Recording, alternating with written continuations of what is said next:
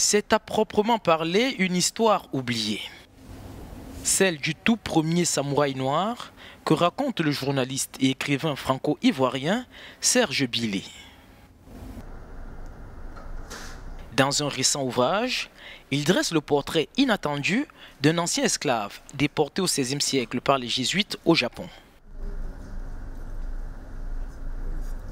Une fois au pays du soleil levant, Serge Bilé raconte que l'homme originaire de l'actuel Mozambique est adopté au point d'être fait samouraï. Ce samouraï s'appelle Yasuke, c'est un esclave qui a été capturé, en tout cas un Africain qui a été capturé à Mozambique, qui a été envoyé d'abord en Inde, chez les Jésuites, où il était esclave.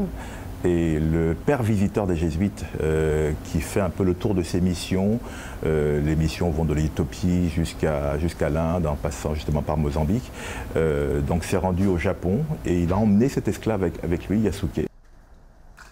L'histoire de ce premier samouraï noir suit le même fil conducteur que l'ensemble de l'œuvre de Serge Bilé. J'aime bien raconter des histoires oubliées.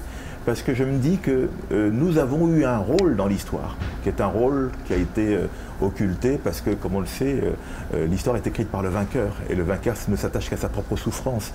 Quand on parle de la Seconde Guerre mondiale, on parle surtout de la souffrance du plus grand nombre. On oublie celle des tirailleurs sénégalais, celle de ceux qui ont eu un rôle important, celle aussi des Noirs qui ont été déportés.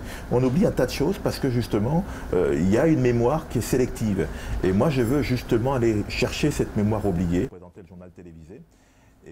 Serge Bilé s'est fait remarquer en 2005 avec un livre sur les Noirs dans les camps nazis. Dans un autre ouvrage, il a révélé la présence d'un ingénieur haïtien dans les cales du Titanic.